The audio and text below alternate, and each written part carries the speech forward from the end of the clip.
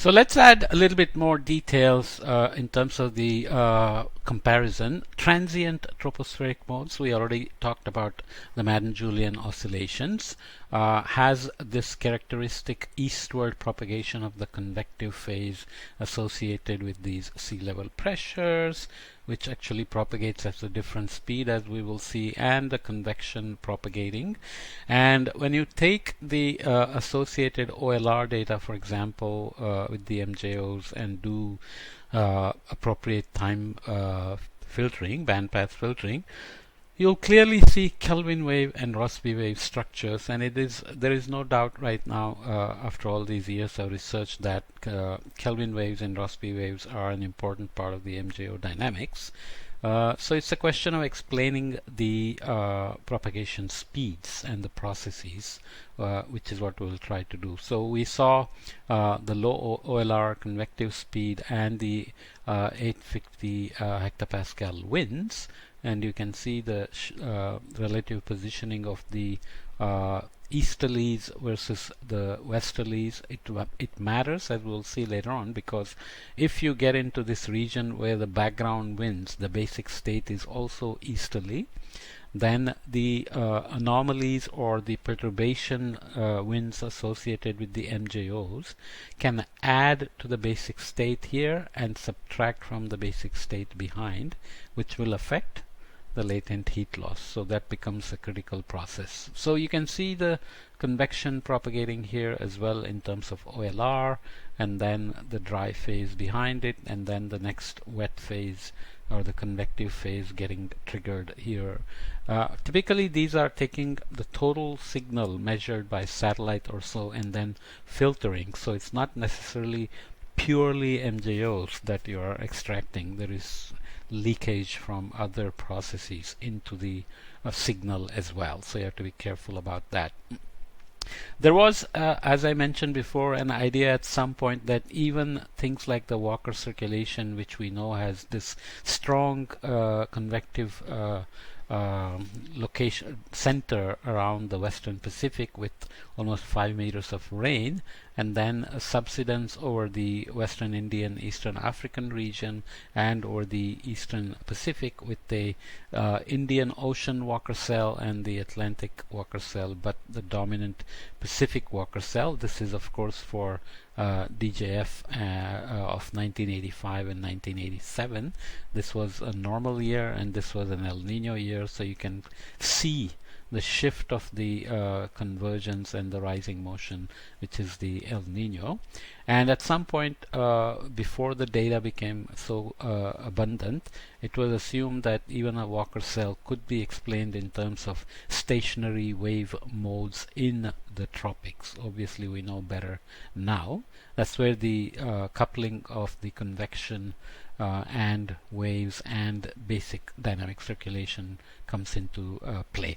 Okay, so let's quickly introduce the dry and moist modes in the tropics. So this is showing mean sea level pressure in colors and OLR in these colors, and it's showing a slow mode and a fast mode. And this is the same thing with mean sea level pressure and the 200 hectopascal geopotential instead of the OLR, and you can see the correspondence there. So the main point here is that the sea level pressure is moving much faster at almost 25 meter per second, whereas the slow mode is moving at 6 meter per second, and the magenta line here is the negative OLR, which means it is convection, and this is the dry phase of the convection. OLR is positive. Always remember OLR is low in convection because the rising clouds to the top have cold cloud tops and the OLR drops. So negative OLR corresponds to deep convection.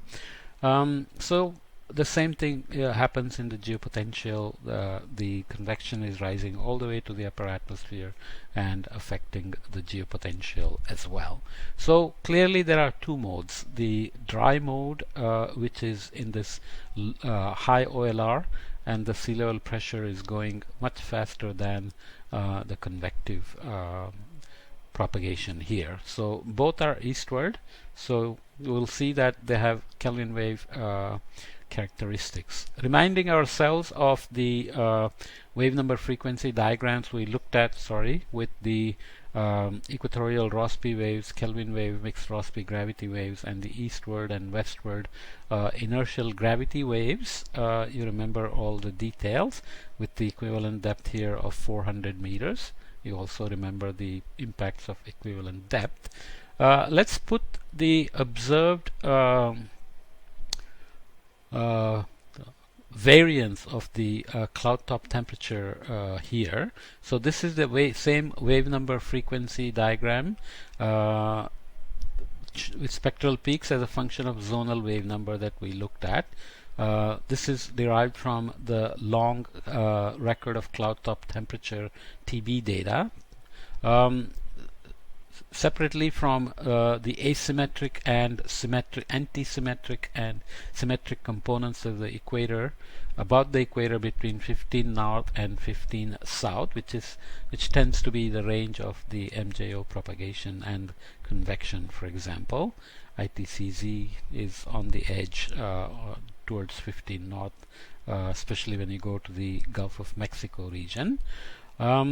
This is for the period of July 1983 to July of 2005. So this is the derivation of the OLR variance for those cloud top temperature for those years. Okay, contours show ratio of the actual power relative to an estimate of the red noise background, which is the way to do spectral analysis, which I'm not going to get into.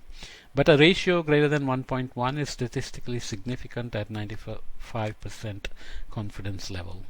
The dispersion curves for the equatorial waves with equivalent depths of 12, 25 and 50 meter appear as diagonal straight lines with units of frequency in cycles per day.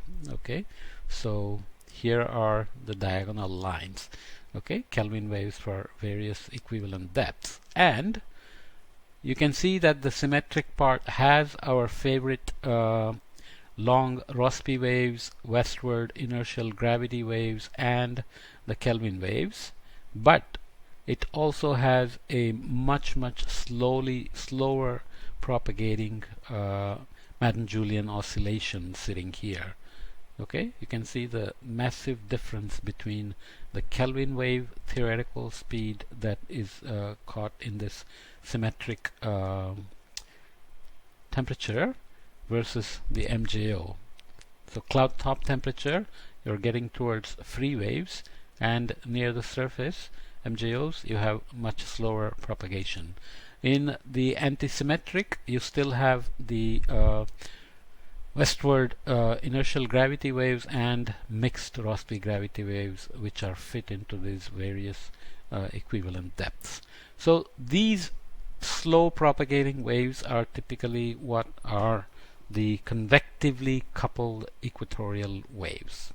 The idea is that convection is somehow coupled to the waves and slows down the phase speed dramatically, and you would go from 25 to 30 meter per second to 4 to 8 meter per second for the MJOs, MJO related Kelvin wave. So if a perturbation is made to a balanced geostrophic fluid with a scale of less than Rossby radius, remember Rossby radius has 1 over f in the calculation. In this case, the adjustment back to the previous balance will be accomplished by gravity waves.